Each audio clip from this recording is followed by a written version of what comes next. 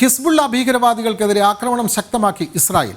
കിഴക്കൻ ലെബനനിലെ ഹിസ്ബുള്ള കേന്ദ്രങ്ങൾ ലക്ഷ്യമിട്ട ആക്രമണം. ഹിസ്ബുള്ള തൊടുത്തുവിട്ട മിസൈൽ ഇസ്രായേൽ നിർവീര്യമാക്കി. വിവരങ്ങളുമായി ഐസൺ ജോസ് ചേരുകയാണ്. ഐസൺ, ഇസ്രായേൽ കനത്ത നിലയിൽ തന്നെ തിരിച്ചടിക്കുന്നു എന്നാണ് നമ്മൾ മനസ്സിലാവുന്നത്. ഹിസ്ബുള്ള അവിടെ ഭീകരവാദം നടത്തുന്നതിനെതിരെ ഉള്ള ചെറുത്തുനിൽപ്പ് എന്നാണ് ഇസ്രായേൽ ഈ പ്രത്യാക്രമണത്തെ പറ്റി പറഞ്ഞിട്ടുള്ളത്. കൂടുതൽ വിവരങ്ങൾ വിനോദ്, തീർച്ചയായും ഇപ്പോൾ നമുക്ക് ഏറ്റവും പുതിയതായൊരു വിവരം നൽകാനിരിക്കുന്നത് ഇസ്രായേലി പ്രതിരോധ സേന ഒരു വാണിംഗ്, അതായത് ലെബനനിലെ ജനങ്ങൾക്ക് ഒരു വാണിംഗ് നൽകിയിരിക്കുകയാണ്. അതായത് ആക്രമണം നടന്ന പ്രദേശങ്ങളിലേക്ക് തിരിച്ചു വരാനുള്ള ശ്രമം നടത്തരുത്, അത്തരത്തിൽ തിരിച്ചു വരുന്നവരുടെ ജീവന് അപായമുണ്ടാകാനുള്ള സാധ്യതയുണ്ട് എന്ന കൃത്യമായൊരു മുന്നറിയിപ്പ് നൽകിയിരിക്കുന്നു. അതിൽ നിന്ന് തന്നെ വായിച്ചെടുക്കാനാവുന്നത് ശക്തമായൊരു ആക്രമണത്തിന് ഇസ്രായേൽ ഒരുങ്ങുന്നു എന്ന് തന്നെയാണ്. ഇസ്രായേലിൻ്റെ ഈ ശക്തമായ നീക്കത്തിൻ്റെ ഒരു മുന്നറിയിപ്പ് കൂടിയായി തന്നെ ഇതിനെ വിദഗ്ധരെല്ലാം തന്നെ ചൂണ്ടിക്കാണിക്കുകയും ചെയ്യുന്നുണ്ട്. ഈ പശ്ചാത്തലത്തിൽ നിന്ന് തന്നെ വായിച്ചു നോക്കുമ്പോൾ പരിശോധിക്കുമ്പോൾ നമുക്ക് മനസ്സിലാക്കാൻ സാധിക്കുന്നത് വളരെ കൃത്യമായി ഈ പ്രശ്നത്തെ അഭിസംബോധന ചെയ്യുകയും, അതായത് ഹമാസിനെ പിന്തുണയ്ക്കുന്ന ഹിസ്ബുള്ളയെ ശക്തമായി ആക്രമിച്ച് ഹമാസിനെ പ്രതിരോധശേഷി കുറയ്ക്കുന്നതിൻ്റെ ഭാഗമായി ഹിസ്ബുള്ളയെ കൂടി തകർക്കുക എന്ന കൃത്യമായൊരു നീക്കം ഇസ്രായേൽ നടത്തുന്നു എന്ന് തന്നെയാണ് മനസ്സിലാക്കാൻ സാധിക്കുന്നത്. നമുക്കറിയാവുന്നതാണ്, ഹമാസ് ഈ ആക്രമണം നടത്തി ഒരു വർഷം തികയുന്നതിന് ദിവസങ്ങൾ മാത്രമാണ് ഇപ്പോൾ ഉള്ളത്.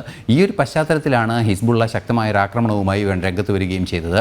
ഈ ഹിസ്ബുള്ളയുടെ ആക്രമണത്തെയാണ് ശക്തമായി പ്രതിരോധിക്കാനുള്ളൊരു തീരുമാനം ഇസ്രായേലി പ്രതിരോധ സേനയുടെ ഭാഗത്തു നിന്നുണ്ടാവുകയും ഈ കഴിഞ്ഞ ആഴ്ചയിൽ ഏതാണ്ട് 7-8 ദിവസമായി ശക്തമായ ആക്രമണങ്ങളിലേക്ക് നീങ്ങുകയും പലതരത്തിലുള്ള ആക്രമണങ്ങളും തുടർന്ന് വ്യോമാക്രമണത്തിലേക്കും ഇപ്പോൾ നിലവിലും വ്യോമാക്രമണത്തിലേക്ക് എത്തുകയും ചെയ്തിരിക്കുന്നത്. നമുക്കറിയാവുന്നതാണ്, ഹിസ്ബുള്ള കമാൻഡർ ഉൾപ്പെടെ കൊല്ലപ്പെട്ട ഒരു സാഹചര്യം ഇന്നലെ റിപ്പോർട്ട് ചെയ്യപ്പെട്ടിരുന്നു. ഇത് ഹിസ്ബുള്ളയും സ്ഥിരീകരിക്കുകയും ചെയ്യുന്നുണ്ട്. അത് മിസൈൽ ലോഞ്ചിങ് സംവിധാനങ്ങളുടെ നേതൃത്വം വഹിക്കുന്ന നേതൃത്വം വഹിക്കുന്ന കമാൻഡറാണ് കൊല്ലപ്പെട്ടത് എന്നാണ് ഇപ്പോൾ നമുക്ക് ലഭ്യമാകുന്ന വിവരങ്ങളിൽ നിന്ന് മനസ്സിലാക്കാൻ സാധിക്കുന്നത്.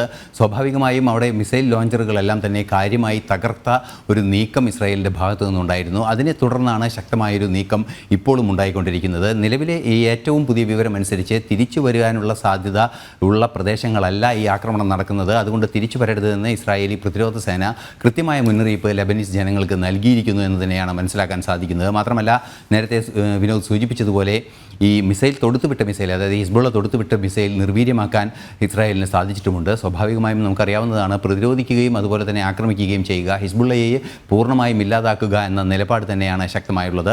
ഇന്ന് മറ്റൊരു പ്രധാന സംഭവവികാസം കൂടി അല്പസമയത്തിനകം നടക്കാനിരിക്കുന്നു എന്നാണ് മനസ്സിലാക്കുന്നത്. അതായത് UN സെക്യൂരിറ്റി കൗൺസിൽ യോഗത്തിൽ ഈ വിഷയം ചർച്ച ചെയ്യുമെന്നാണ് മനസ്സിലാക്കാൻ സാധിക്കുന്നത്. അങ്ങനെയെങ്കിൽ മെഡിറ്ററേനിയനിൽ പണ്ടേ തന്നെ ശക്തമായി നിലകൊള്ളുന്ന ബ്രിട്ടനും അതുപോലെ തന്നെ അമേരിക്കയുടെയും പടക്കപ്പലുകൾ ഏത് രീതിയിലുള്ള നീക്കങ്ങളായിരിക്കും നടത്തുക എന്ന് കാത്തിരുന്ന് കാണേണ്ടതുണ്ട്. അതേസമയം തന്നെ ചെങ്കടലിലും ശക്തമായ സുരക്ഷ ഒരുക്കേണ്ട ഒരു ഉത്തരവാദിത്വവും അന്താരാഷ്ട്ര സംവിധാനങ്ങൾക്കുണ്ട് എന്നൊരു യാഥാർത്ഥ്യം കൂടി നിലനിൽക്കുന്നുണ്ട്.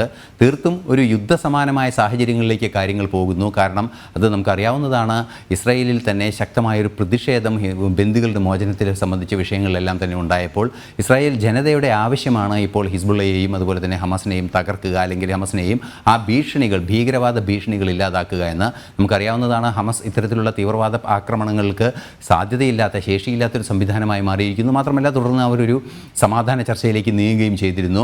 എന്നാൽ ഈ അടുത്ത ദിവസങ്ങളിൽ ഹിസ്ബുള്ള ആക്രമണം കടുപ്പിച്ചതോടെ സമാധാന ചർച്ചകൾക്കായി സമാധാന ഫോർമുലകൾ മുന്നോട്ട് വെച്ച അമേരിക്കയുടെ ആ പദ്ധതിയെ പൂർണ്ണമായും തള്ളുന്നൊരു നിലപാട് ഹമാസ് സ്വീകരിക്കുകയും ചെയ്തു.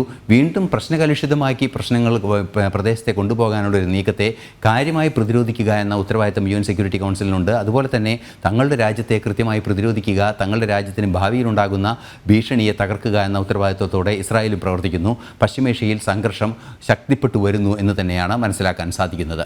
തീർച്ചയായും പശ്ചിമേഷ്യയിൽ സംഘർഷത്തിനായി വരുന്നില്ല. ഇസ്രായേൽ ശക്തമായി ഹിസ്ബുള്ളക്കെതിരെ തിരിച്ചടിക്കുകയാണ്. അതിനിടെ UN സുരക്ഷാ സമിതിയും ഇന്ന് യോഗം ചേരുന്നുണ്ട്. ഇന്റർനാഷണൽ ഡെസ്കിൽ നിന്നും വിവരങ്ങൾ നൽകുകയായിരുന്നു ഐസൺ ജോസ്.